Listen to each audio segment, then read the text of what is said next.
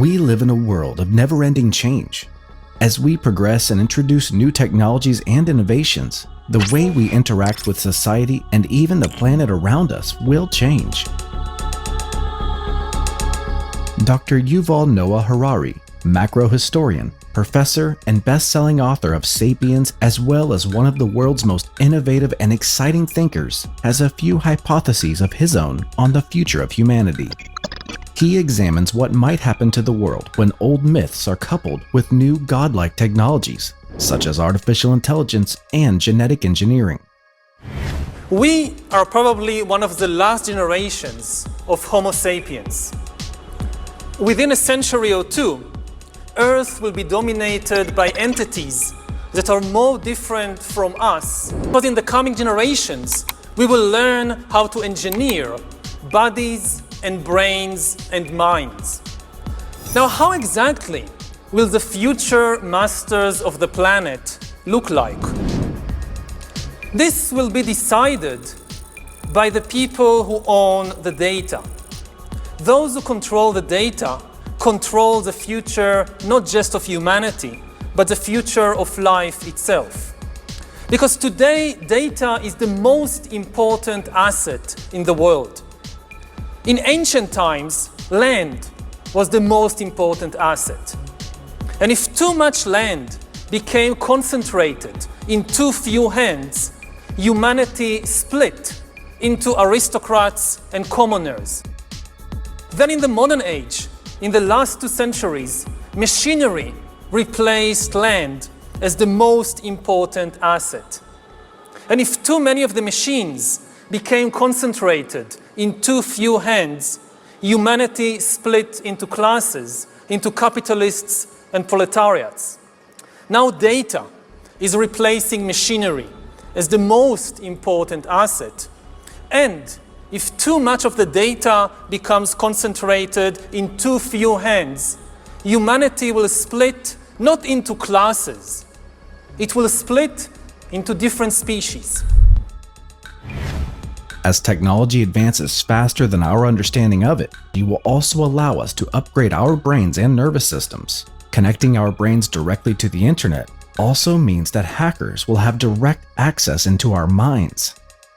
They can steal information from us and modify our beliefs and opinions.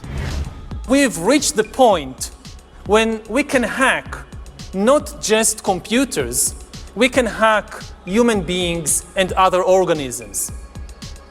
There is a lot of talk these days about hacking computers and email accounts and bank accounts and mobile phones, but actually we are gaining the ability to hack human beings.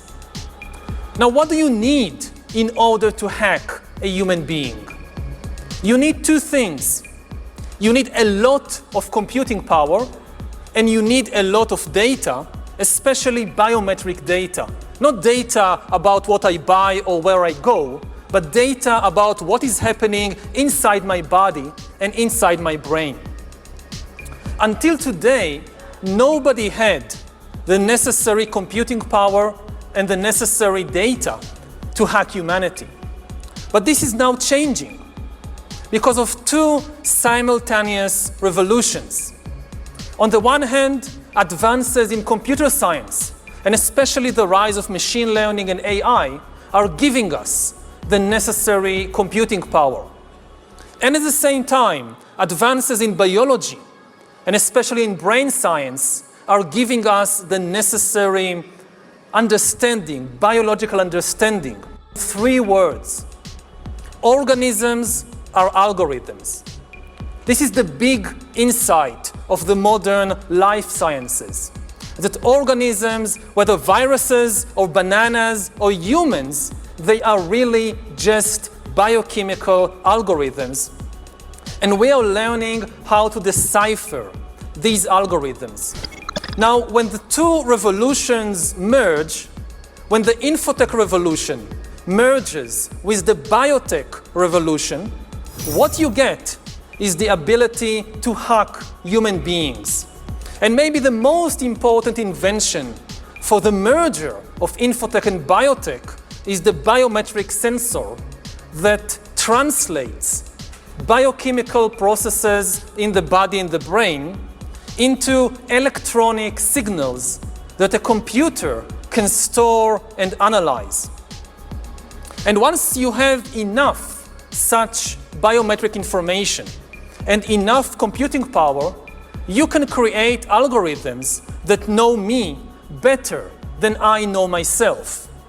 And humans really don't know themselves very well. This is why algorithms have a real chance of getting to know ourselves better. We don't really know ourselves. The algorithm tracks your eye movements, your blood pressure, your brain activity, and tells you who you are. Once we have algorithms that can understand me better than I understand myself, they could predict my desires, manipulate my emotions, and even take decisions on my behalf. And if we are not careful, the outcome might be the rise of digital dictatorships. In the 20th century, democracy generally outperformed dictatorship because democracy was better at processing data and making decisions. Democracy processes information in a distributed way. It distributes the information and the power to make decisions between many institutions and individuals. Dictatorship, on the other hand, concentrates all the information and power in one place. Now, given the technological conditions of the 20th century, distributed data processing worked better than centralized data processing, which is one of the main reasons why democracy outperformed dictatorship only under the unique technological conditions of the 20th century. In the 21st century, new technological revolutions, especially AI and machine learning, might swing the pendulum in the opposite direction. They might make centralized data processing far more efficient than distributed data processing. And if democracy cannot adapt to these new conditions, then humans will come to live under the rule of digital dictatorships. By hacking organisms, elites may gain the power to re-engineer the future of life itself. Because once you can hack something, you can usually also engineer it. In the coming decades, AI and biotechnology will give us godlike abilities to re-engineer life and even to create completely new life forms. We are about to enter a new era of inorganic life shaped by intelligent design. Our intelligent design is going to be the new driving force of the evolution of life. So this is the whole point, that the COVID hoax and the climate hoax are actually That's different so crazy. masks again on the same face, which is why the same characters are pushing both. Because if you look at the solutions to these apparent claimed problems, they're all the same. They're centralization of power and control of the fine detail of people's lives. Because so now they're more and more talking about the fact that we need climate lockdowns. Yeah. Right? So they're fundamentally connected. Wow, I gotta say that David Icke really breaks this down well, but one thing I really need to dive deeper on for all of you guys is electric cars and what they're capable of doing that petroleum-based cars aren't. In a large way, electric vehicles have the potential to take away a lot of our freedoms as well.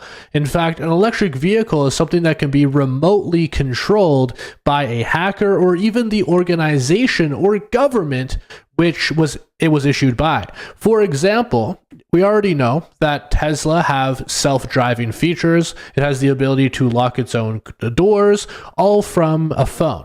So what is stopping Tesla employees or Elon Musk or the government from getting access to all of these features and using it against you in the event that you are not compliant to whatever agenda they have?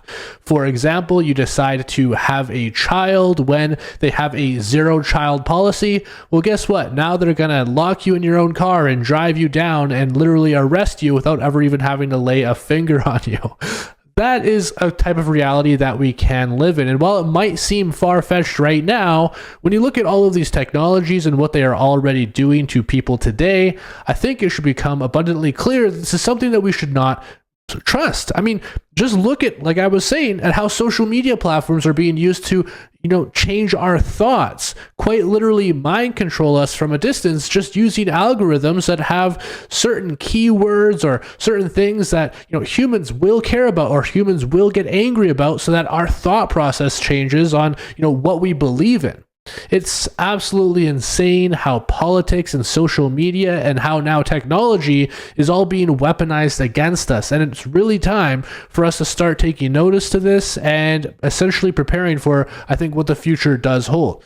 Now, the future is not all doom and gloom. I do think that all of us, we can work together to find a future that is best. And I think over the course of human history, we have always found solutions as humans, and we've always established a new government until that government gets so corrupt that we have to do something about it.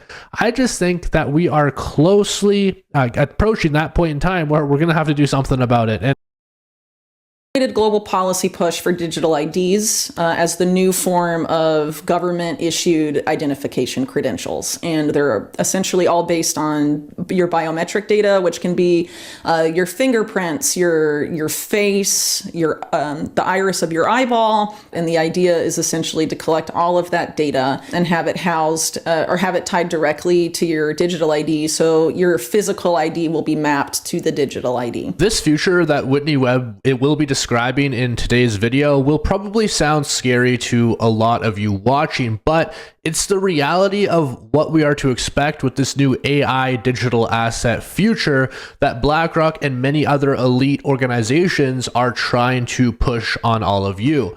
And I've been doing some research on the World Economic Forum and looking through a number of their different articles, and what I've found is most likely going to shock a lot of you guys. They're talking a lot about what Whitney Webb is mentioning in today's video. And when we're talking about digital ID and programmability, well, this is a huge topic in the cybersecurity section for World Economic Forum. You see, generally speaking, the World Economic Forum, or WEF, is actually working with the likes of the CIA, the FBI, and many other organizations for security reasons, when in reality their plans are a lot more sinister. And Whitney Webb is going to be talking about this in today's video, which is absolutely crucial for all of you to educate yourself on, for it's going to drastically change the future for virtually everybody across the globe today. So later we will be diving a little bit deeper into the World Economic Forum and how they are manipulating a lot of you. But first, let's hear what Whitney Webb has to say. Digital IDs are not really a separate project from CBDCs and this new digital financial system. And UN documentation and also documentation from the Bank of International Settlements, they very overtly state that CBDCs and digital IDs are meant to go together. And without digital IDs, the CBDC digital finance system cannot exist. One of the reasons it can't exist without that is because of the KYC functionality built into this digital financial system. They have the know your customer protocols. They have to know who you are. And so they want to have your wallet tied to a digital ID and have that digital ID be mapped to your physical ID through the biometric data collection. So there's different efforts to make digital IDs either as NFTs, non-fungible tokens. There's also the efforts of Sam Altman of OpenAI and his WorldCoin project, whereby you scan your iris, you give them the biometric credentials of your eyeball. They give you a unique identifier, a digital ID, and it's inherently tied to a digital wallet. That is the same model the UN is using. They've already implemented it for refugees getting food assistance from the World Food Program. It's called Building Blocks.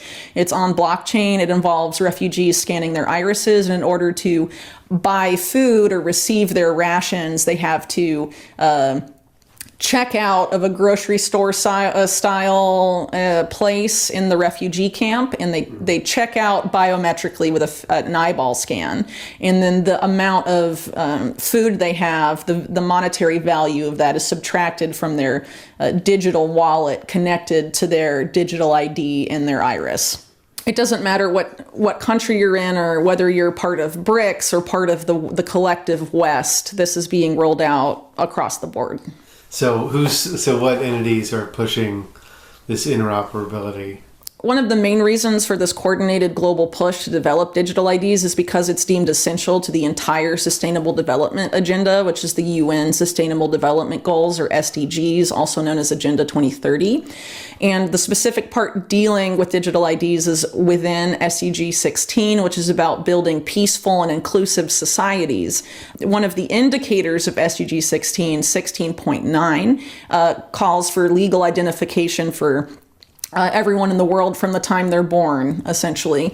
The leading alliance that was launched under the auspices of the UN to accomplish that is known as ID 2020 and has since been folded into what is called the Digital Impact Alliance, which essentially has the same funders and founders as ID 2020. So ID 2020, the UN and other stakeholders in this particular sphere often argue that the reason this is necessary is because of what they call the identity gap. And the identity gap is the claim that the lack of digital ID is preventing people, mainly the world's poor, from accessing essential services, whether it's banking, whether it's education, whether it's healthcare. They claim the only way for these people to be able to access these services is to onboard them to these identity schemes. Initially, upon hearing this from Whitney Webb, I was a little bit skeptical about what she was saying. But upon researching the World Economic Forum and going through all of their articles, I found that she was 100% correct. And what I'm about to show you is going to shock you. But first, I must let you know that the BlackRock CEO, the FBI, the CIA, all these large technology companies that are going to be responsible for this digital ID system are in collaboration with the World Economic Forum. They're either direct members of the forum or they are literally collaborating with them on these initiatives. Now, one particular initiative that caught my eye, and that they talk about very much so on the WEF, is the fourth industrial revolution. And more specifically, they posted an article called Accelerating Digital Inclusion for 1 Billion People by 2025. Now, of course, this is put out in a way that seems inclusive, that seems positive, but they actually have much more sinister plans that you guys need to be aware about. You see, they start the article by talking about, how they've improved people's lives and how today there's 2.6 billion people who do not use the internet. But then they go on to say the Alliance is mobilizing cross-sector action to provide affordable and accessible digital solutions across health, education, and financial services. Now, what are all of these health, financial, and educational services? Well, a large part of this is exactly what Whitney Webb is describing, where they are scanning the irises and putting out these blockchain technologies for these impoverished nations. And essentially what they are doing is they are testing this system and modifying and making the system better on this control group. They're basically doing an experiment to ensure that they can push this system forward so that they can start controlling you or me down the road. And if you think that this is impossible to happen in a developed nation like the United States of America, I just tell you guys to go look at what's currently happening in China. Right now, Chinese cameras are able to use AI softwares to scan people's faces if you were, say, jaywalking the street, and then they automatically affect your social credit score and make it so you can't enter into certain grocery stores. This is something that's already happening in other developed nations. That is the second largest economy in the world. So if you think that it's not possible for this to happen in the United States of America, well, you're most definitely wrong. And the way for us to not allow this to happen is really crucial. But first, we need to understand the system more, because Whitney Webb does give some more vital information on what their plans are. So what they mean by essential services is they say without these forms of recognized identity, people in the world, mainly the world's poor, are unable to access bank accounts, unable to access healthcare, unable to access government services, a variety of things, because they don't have ID or they don't have bank accounts. things of that nature. So in order to allow everyone to access all of these things and include them, hence the frequent word of inclusion in all these documents, they say digital ID is the necessary way to bridge this identity gap. Do you find those arguments credible, or? One of the main words they use to market this stuff is equity and inclusion. The idea that we need to include everybody in these new systems. But if you don't participate in digital ID, you won't have a legally recognized identity, you won't have rights, you won't be able to access services without it. So it's being framed as promoting inclusion, but the system itself is inherently exclusionary and has been used to track and surveil people, to link people to, essentially all their activities, what they say online in some of the countries that have rolled this out, and has been used to facilitate human rights abuses. So it's not exactly as inclusive as they like to claim. It's inclusive in the sense that we want everyone equally included in our new system that we're creating, our new control system, fundamentally. The UN likes to talk about human rights and how this is ultimately a human rights project and things like that, or how it's empowering human rights. But in other documents of the UN, they refer to human rights not as inalienable rights, which is what most people think of when they hear the term human rights. In some of these UN documents, they refer to human rights explicitly as policy tools, or tools that can be used to basically implement, specific things and mechanisms that ultimately give, greater control over really any aspect of your life that they may want to influence. These guys also admit that the digital ID and CBDC is meant to be the same thing, and there's some very illuminating policy documents in this regard. So for example, there's this one UN document called the People's Money, they call it, and it essentially talks about creating a citizen-centric, SDG-aligned digital financial system, which is obviously the system that we've been talking about.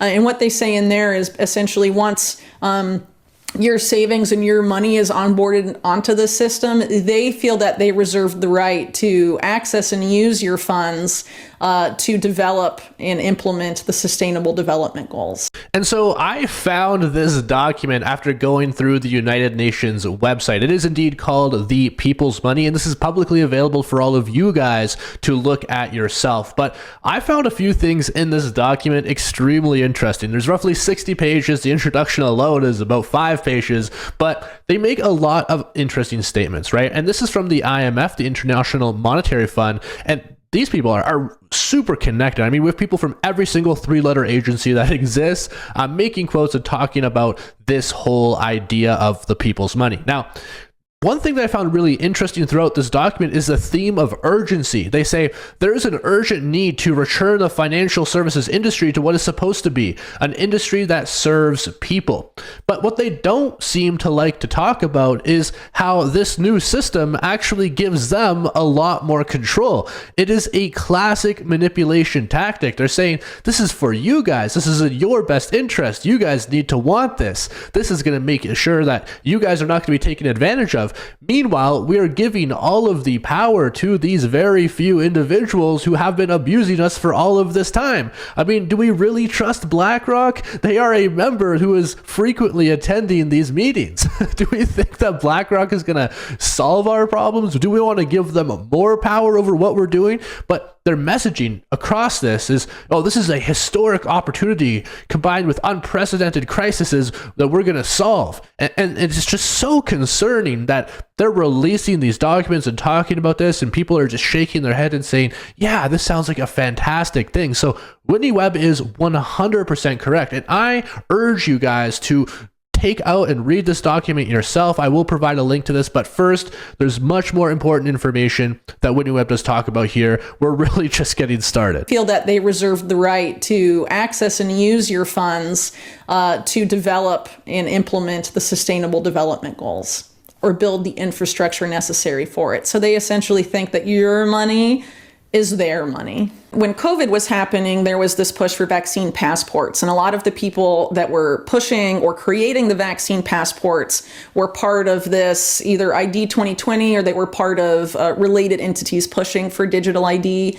And essentially what happened with the vaccine passport was to link your identity to your travel, to the freedom of movement. And if you didn't have one, you were excluded from entering certain places. So that, again, highlights the idea of how these digital IDs are inherently exclusionary, because if you don't have one, then you're excluded from, moving where other people that have those privileges. And if you don't abide by these various stipulations, you're excluded from participating in those things. And if you look at how the UN sponsored groups like ID 2020 are constructing this, they're trying to hide behind a facade of decentralization and construct digital identity in a way that they call as vendor agnostic, meaning that any private company in theory could develop a digital ID system that people could use. So you'll have a variety of companies or government agencies issuing digital ID, and it will not look like a centralized digital ID, but it will be. Based on what's been developed so far by these entities, it seems like that database is meant to be housed at the World Bank, and it's called ID4D, and is sort of cloaked in the same rhetoric that ID 2020, cloaks their own project, claiming it's decentralized and all of this, but it's a centralized global data set where all these different digital ID systems can export their data to. The World Bank's interesting in the sense that, the World Bank, the IMF, they essentially use a debt slavery model to enforce policy objectives on national governments. And the World Bank has openly said that debt is a critical form of financing for the Sustainable Development Goals. So basically saddle a country in debt, and instead of having it enact austerity policies and things like that, it's to get them to enact digital ID. It's to get them to enact, financial inclusion, as they call it, with the CBDCs and their public-private sector equivalents, things of that nature. So that's how they force nation states to act as these enabling environments for these policies. A lot of it is through debt slavery, essentially.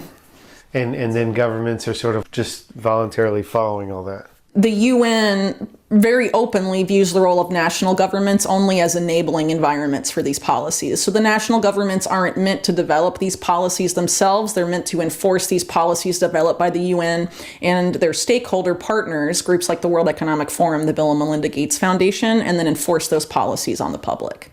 So a lot of people view the UN sort of as a meeting of the different public sectors and governments of the world, but even the UN leadership have admitted that since at least in the 1990s, if not earlier, there was what Kofi Annan, the former UN Secretary General, called a quiet revolution at the UN, where the business of the UN became the businesses of the world. And there was this move away from the public sector to having it emphasize public-private partnership, which is why you have the premier promoter globally of public-private partnerships, the World Economic Forum, being one of the main strategic partners currently of the United Nations. And this isn't free market capitalism, it's crony capitalism, it's cartelism, because these are, fundamentally corrupt players that don't play by the rules. They manipulate the free market to advance themselves and generate more money and become more powerful. And so really this is, a merging of the public and the private sector, but it's the private ones in control, and they operate as a cartel, not as free market capitalists.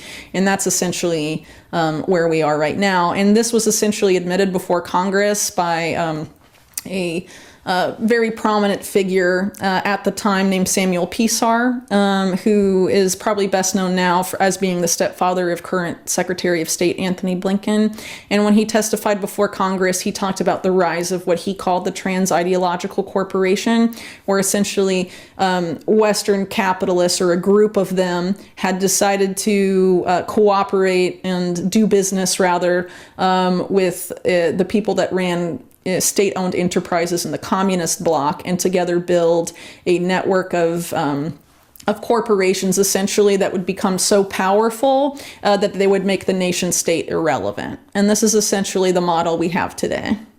These policies would include like the CBDCs, the SDGs, and the digital IDs? Or? Yeah, so a lot of these policies are folded into the UN Sustainable Development Agenda or the Digital ID Agenda, and there's different think tanks and different entities that push for these things, but one of the overarching ways this is being forced on the national governments is the Sustainable Development Agenda, the SDGs, which essentially every country in the world has signed on to implement, and even countries that are supposedly against, the West, for example, the adversary adversaries of the West, like Russia and China, have issued joint statements about how they agree about Agenda 2030 and the need to implement these things, while the West, the EU, the Biden administration all also agree about those things.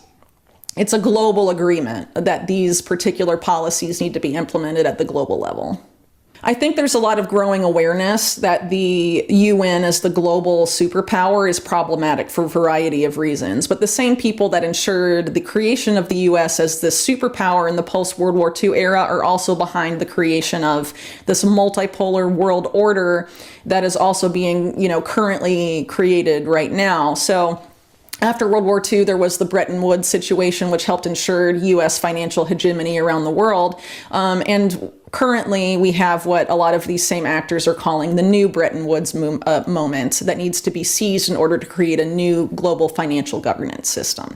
And they inherently frame that new system as being multipolar in nature. And so what I personally believe to be the most concerning part of this whole issue is that both the central bank digital currencies and this digital ID that the UN and the WEF and the IMF are all working together on, they're framing it as something that is decentralized, when in reality it is completely centralized, and it gives them complete authoritarian control over your life. And this is something that most people are not even aware is currently happening right now. In fact, 99% of the world population doesn't even know that these organizations exist. They don't even know that these experiments are currently ongoing. And that is why we need to make sure that everybody does see this.